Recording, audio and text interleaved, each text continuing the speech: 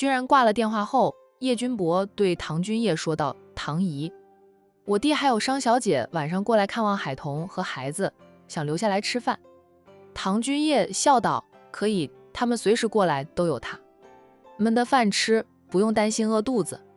君然和小飞的婚礼也要办了吧？当初商小飞说他2个最好的朋友都在孕期中，不太适宜参加他和君然的婚礼，故而2个人订了婚后，就一直等沈小军和海童生娃。如今2个人都生了娃，沈小军的孩子都1个多月了，商小飞和君然的婚礼事宜也该提上了日程。叶君博温和地道：“我们这次过来，既是来看望海童的，也是为了老五和小飞的婚事。我爸妈应该这2天就过来，跟商伯伯他们聊一聊，要挑个好日子帮他们把婚礼办了。海童目前还在坐月子，商小飞的婚礼不会在这2个月，最快也要等海童出了月子，那就是下个月。不过还是先挑好日子吧，挑到最适合的，是什么时候就什么时候了。”大家都点点头，人生大事是要慢慢挑个好日子。那边的君然在结束通话后就打电话给商小飞，等商小飞接听电话了，他说道：“小飞棒，晚有空吗？怎么了？”商小飞正在翻阅文件：“我大哥大嫂过来了，现在在游游山庄，他们过来探望海童的，也是为了咱们的婚礼事宜，我爸妈这2天也会过来，我们傍晚过去吃饭吧。”商小飞想都不想就答道：“好，你安排，我有时间。几天没有去看海童，我怪想他母子俩的。”君然笑：“你不是昨天中午去看过吗？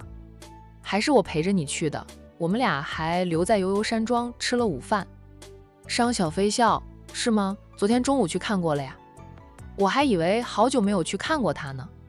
就大哥大嫂过来的吗？2个孩子没有带过来。”商小飞问起君然的2个侄儿女。君然偶尔回风尘山庄，他会跟着过去，挺喜欢君然的那些侄儿女的。带了叶瑶他们长大了，会走路，爸妈出个门，他们都会哭闹着跟随。我兄嫂想过2人世间难喽。说着，君然都在笑。兄嫂感情好，但有了2盏小电灯泡，还是要宠着的电灯泡。他哥哥没少和2个孩子争宠呢。那我早点忙完，早点过去。好久不见2个孩子，怪想他们的。上次看到他们时，还是几个月大的奶娃娃，现在都会走路了。会说话了吗？商小飞平时有看过穆晴发朋友圈，是2个孩子走路的视频，但说话的视频没有发过，只会叫人，其他的话还不会说。刚满周岁不久的会走路，我都觉得我侄儿女好厉害了。居然夸赞着自己的侄儿女，有些孩子10个月大都会走路了呢，不过这种比较少，一般都是满周岁了走路。时间是过得很快，仿佛我大嫂才怀孕，现在孩子都会走路了。商小飞笑，那是时间过得是快，看别人带孩子也觉得孩子长得快，当自己带孩子就觉得孩子长得很慢，不知道什么时候才会长大。他自己的亲侄儿天天都看着，他就觉得长得慢，但在别人看来就觉得他的侄儿长得快。天天看着的孩子，他都看不出来是胖了是瘦了，别人一看就能看出来是胖了还是瘦了。我跟海童好像才认识，晃眼就几年过去，如今他为人妻为人母了，我和你也在一起，很快我也会为人妻为人母。商小飞感叹一句，3年前她甚至还是非战印不嫁的痴情姑娘，3年后她已收获了真爱，很快就会办婚礼，成为真正的夫妻，往后余生都有她陪伴在她的身边。她不用羡慕任何人的幸福，因为她也会很幸福。比起她的好闺蜜文若曦，商小飞觉得自己很幸运了。文若曦当初隐瞒身份与她前男友相恋，爱得死去活来的，结果人家为了攀高枝，转身就把文若曦抛弃了。可笑的是，她前男友攀附的高枝家底远远不如文家，文若曦才是真正的豪门千金。若是她男友不为了攀高枝，真诚对待文若曦，走到今天说不定已经结婚，真正可以少奋斗30年呢。那个攀高枝的男人后来知道了文若曦的真实身份，后悔的肠子变轻，却又怨怪文若曦隐瞒身份，没有告诉他真实身份，说什么只要文若曦说了，他也不会离开文若曦。文若曦看清了他不可能再回头，如今那个渣男婚后过得不好，有钱人家的女婿哪是那么容易当的，更何况渣男是个凤凰男。文若曦虽说还未婚，却有了新的男朋友，与文家门当户对的。不过相较于商小飞来说，文若曦的男朋友家庭条件远远不如君然，他也就不如商小飞那么幸运了。时光流逝得快，所以我们要珍惜每一天，别给自己留下任何的遗憾。商小飞笑，只要和你在一起，我就不会有任何的遗憾。君然，我爱你。君然深情的道，我更爱你。两个人是君然先动的心，他对商小飞的感情更深。两个人卿卿我我一会儿后，商小飞说道，你大哥大嫂过来了，叫他们住到你家里来吧，房子那么大，他们一家4口住进来，都还显得空荡呢。他们就过来玩几天的，大哥说已经在悠悠山庄住下，就不想动了，带着2个孩子搬来搬去的也麻烦。商小飞知道穆晴和海童私交更好，穆晴想陪海童几天，他便不再说什么。大概战奶奶也不会让穆晴一家4口搬离悠悠山庄的吧，战奶奶最喜欢君言了。那行吧，我们改天请他们吃饭。好，等他爸妈来了管城，他就安排父母在他的别墅里住下，方便和未来的丈母娘商量他和商小飞的婚礼事宜。兄嫂肯定也要过来的，事关他的人生大事吗？他和商小飞订婚仪式就是父母兄嫂一起过来的，让他的准丈母娘放心地将商小飞交给他。海城战氏集团位于海城的分公司还没有正式运营，不过公司的场地都租好了，需要的所有设备也准备齐全，也招到了很多工人。战奶奶是个信命信风水的人，她带出来的孙子们对于风水也略信。每次成立分公司开始运营时，都会请大师挑一个好日子，才会正式开始运营，希望分公司能够生意兴隆，财源广进。战义阳已经请大师挑好了黄道吉日，目前还没有到那个好日子，故而大家也只是过来打扫一下卫生，布置一下办公室等。只要来了公司干活的人，都按照上班计算，会有工资的，免得他们在等待公司开业等得久了，不耐烦跑去其他公司上班。战义阳是负责这边分公司的人，在杜雨萌上班时，他会来公司看看。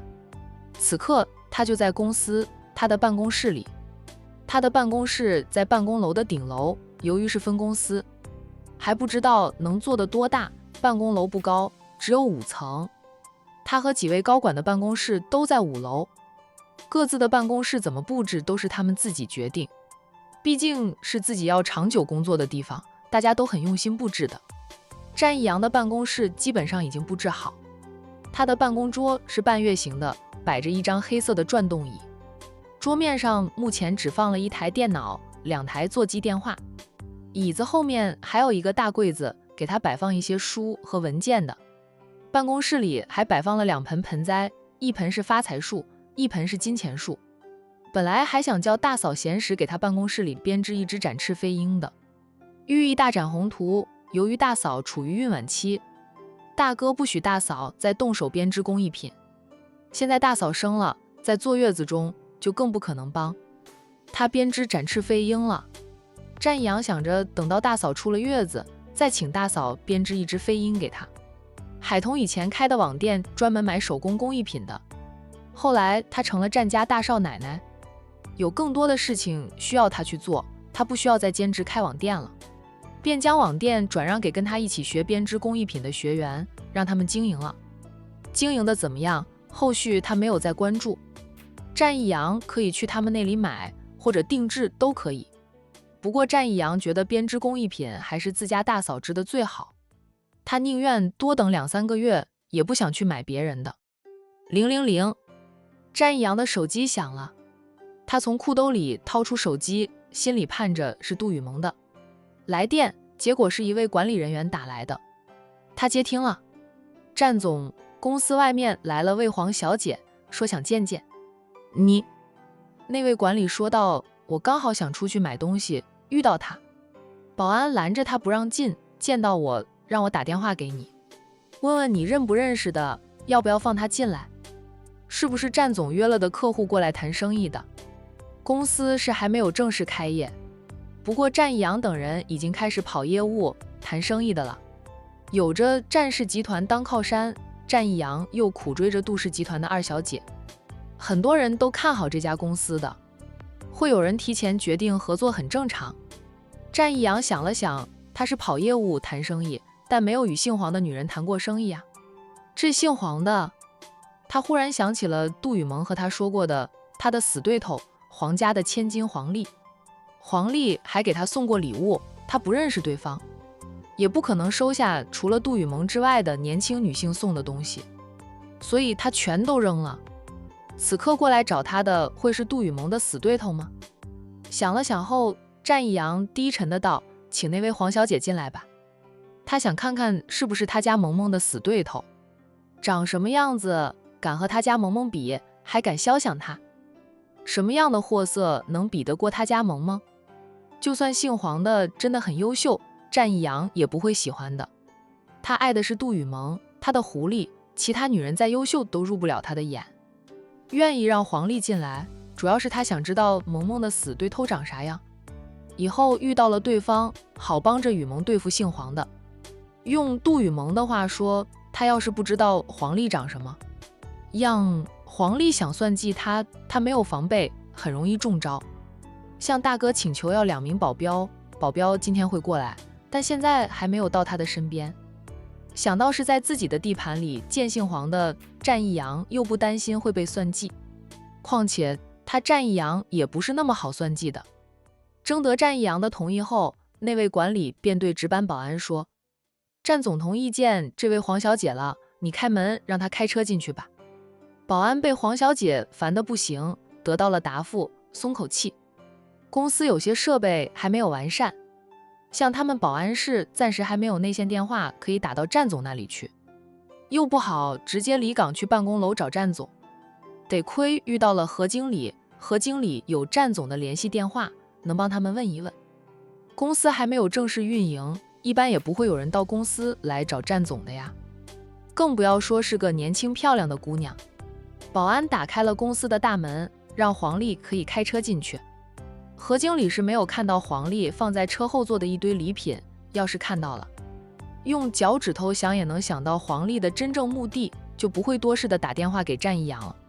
10分钟后，黄丽拿着她送给战一阳的礼物，在一位员工的带领下，坐着电梯上楼，出现在战一阳的办公室门口。那名员工上前敲了敲门，得到战一阳的同意了，他才推开办公室的门，请黄丽进去。战总，黄小姐来了。员工进去后对战一阳说了句，战一阳嗯了一声，他便错开身子让黄丽进入办公室，然后他识趣地退出办公室。战一阳抬头看向进来的黄丽，见黄丽手上拎着好几个精致的袋子，他蹙眉，出于礼貌还是起身朝黄丽做了个请的动作，黄小姐请坐。黄丽径直走过来，将她买来的礼物，就是一套新的西装服，一条领带，一块昂贵的手表。礼物放在战一阳的办公桌上，他没有马上坐下来，而是先环视一遍办公室，打量着办公室的环境。战一阳也在打量他。黄丽化着浓妆，衣着时尚，戴满了珠宝，挽的包是限量版的爱马仕某款包包。在他看来，没有他家萌萌漂亮，气质好。萌萌不需要珠光宝气，她是天生带着贵气，也不需要化太浓的妆容。